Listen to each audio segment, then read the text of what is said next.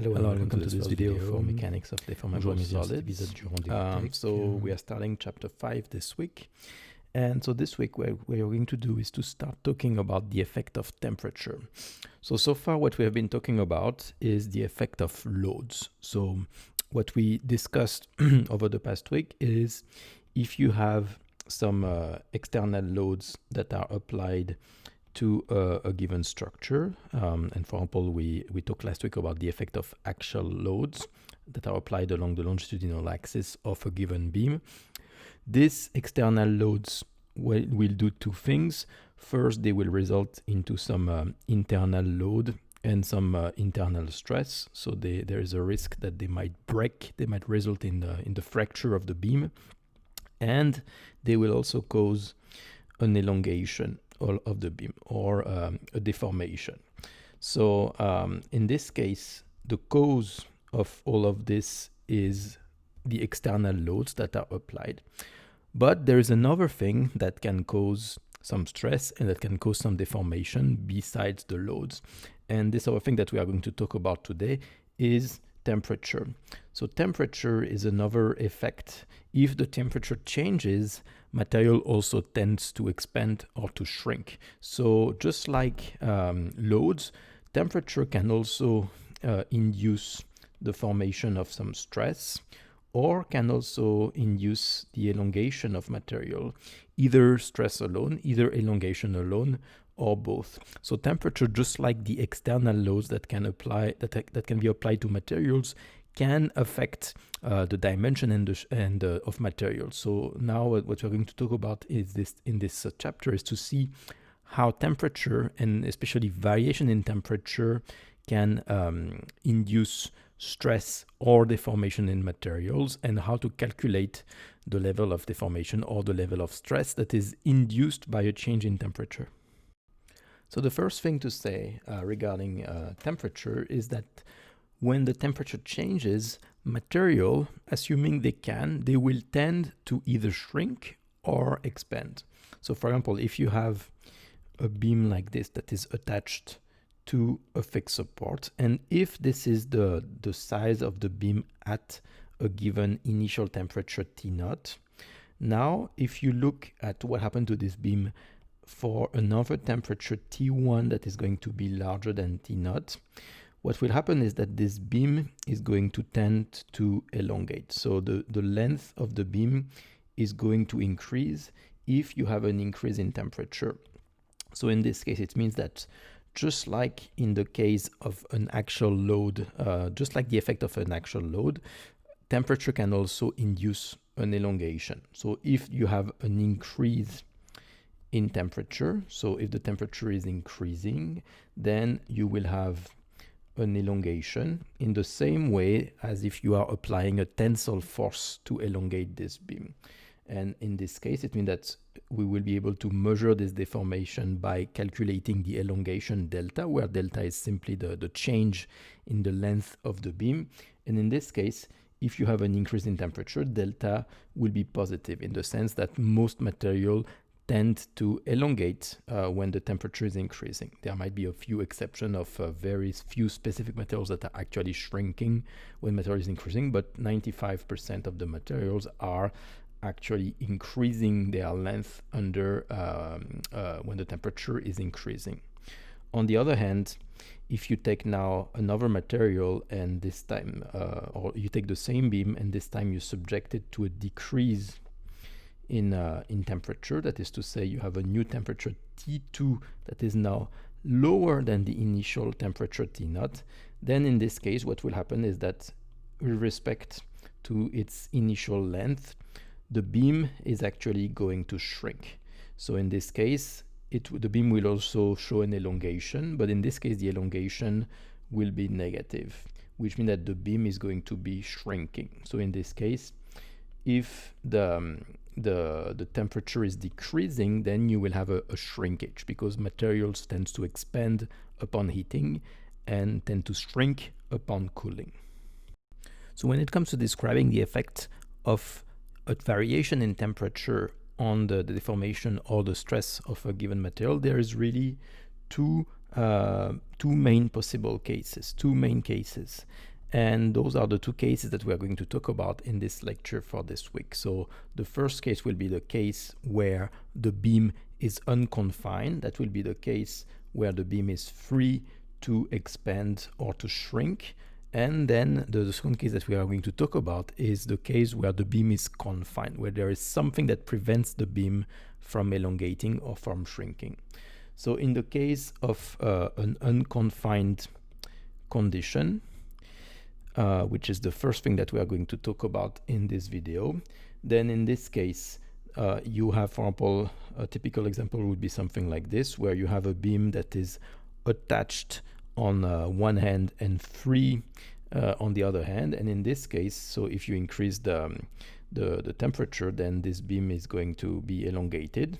And in this case, there is nothing that would prevent this elongation. This beam is not attached on the right, or it's not going to bump into something else. So in this case, the beam would be completely free to either shrink or to elongate, depending on whether your temperature is increasing or decreasing.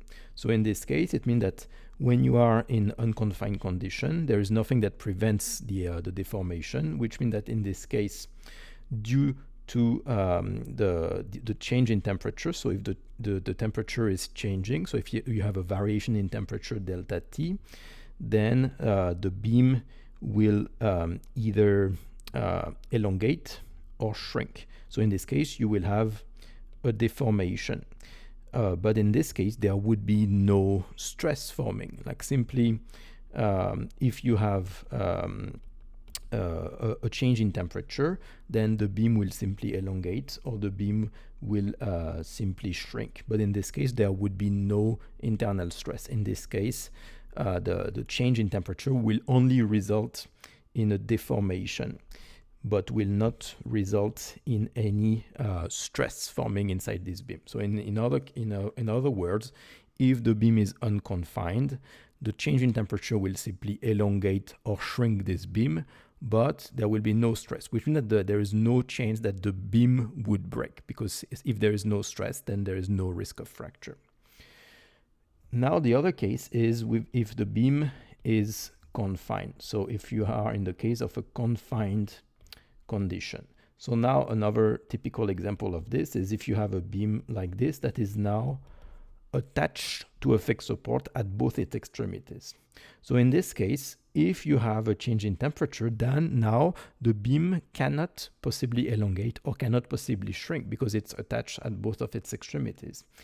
It means that in this case, the beam, due to the change in temperature, the beam will want to shrink, or it will want to either elongate or shrink. So the beam, if it was free to do so, it would want to have a given deformation, but it cannot because it's attached. So in this case, the beam wants to be deformed, but it cannot.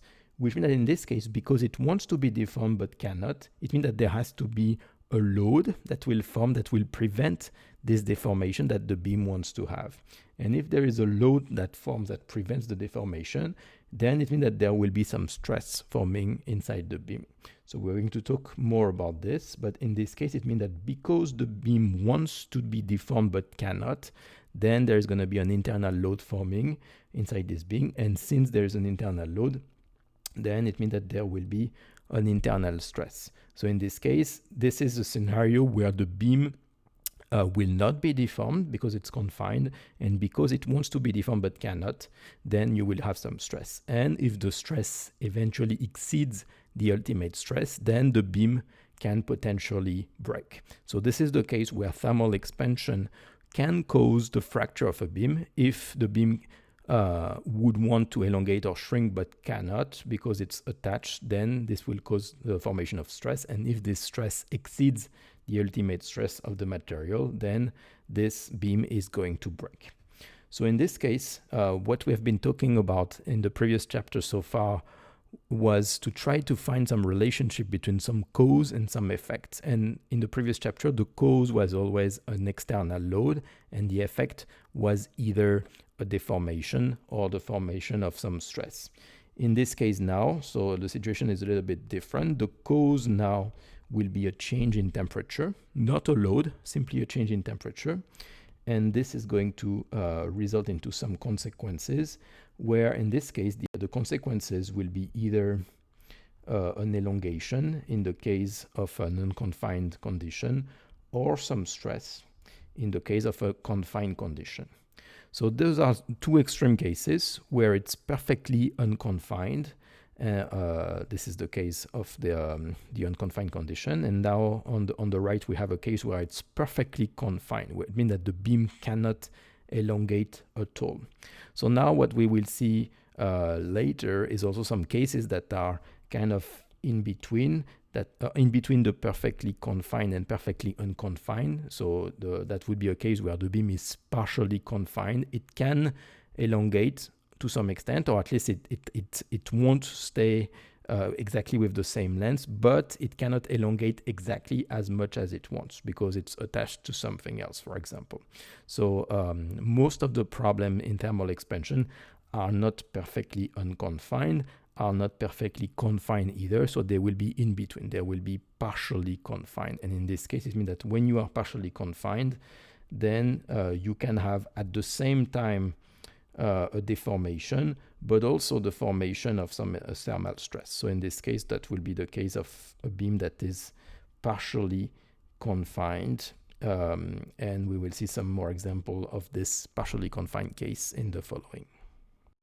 So let's start with the most simple case, which is the unconfined condition case.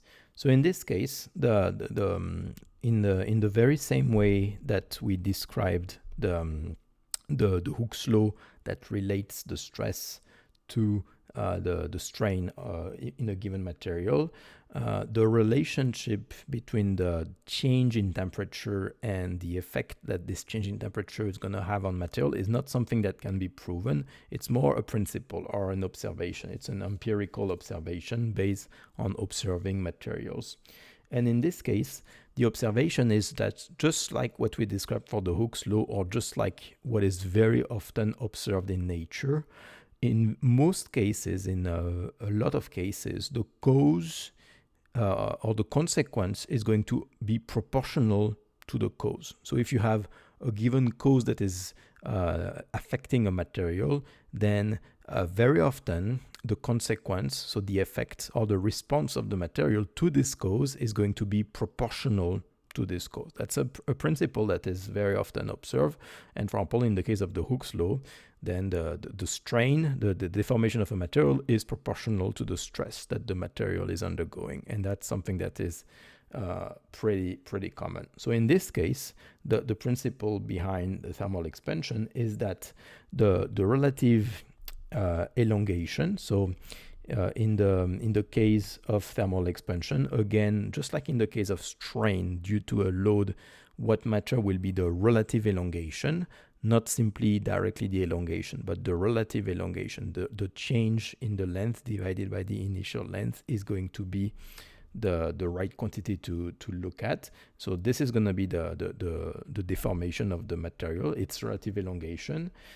This relative elongation for a given member upon cooling or heating. So if you have a change in temperature, either an increase in temperature or a decrease in temperature. So if you have cooling or heating, if the temperature is changing, then the relative of elongation of this member is going to be proportional. Proportional to what? Proportional to the cause, proportional to the variation in temperature. So if the variation in temperature is very low, if delta T is very low, then the relative elongation will be very low. And if delta T is very high, if you have a large heating or a large cooling, then the relative elongation due to this change in temperature is going to be higher. So again, just like many things, the consequence is simply proportional to the cause. So in this case, the way we can write this is that, so we are saying that in this case, the consequence is going to be a relative elongation. So a relative elongation is a strain, so we can call it epsilon T. Epsilon T is going to be the So what we will call the thermal strain. So this is going to be the relative elongation of a body due to a change in temperature. So this is the thermal strain. So it's just like a conventional strain, except that this strain is not due to a load, but to a change in temperature. So its definition does not change. The strain is going to be the elongation divided by the initial length. So this is still the same strain, where in this case, so delta T will be the elongation due to the temperature variation, so the change in length. And same thing, L naught is going to be the initial length of the beam at a given reference temperature. So if you have a given temperature T naught, then this is going to be the initial length of the temperature of the beam at this reference temperature. And then, so what we are saying based on this principle is that this relative elongation is going to be proportional to the variation in temperature delta T. So delta T is going to be a variation in temperature. So that's going to be the new temperature minus the old reference temperature. So this is going to be the variation in temperature.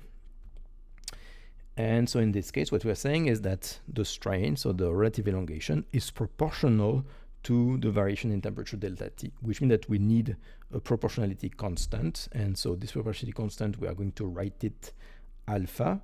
Alpha is going to be the proportionality constant that relates the change in temperature to the relative elongation of the member due to this change in temperature. And in this case, alpha is what we call the coefficient of thermal expansion. So that's the coefficient that relates the change of temperature to the elongation or the shrinkage of a given member.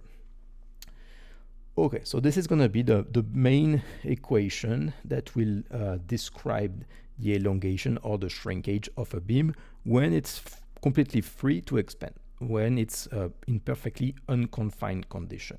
So let's have a look at the units first.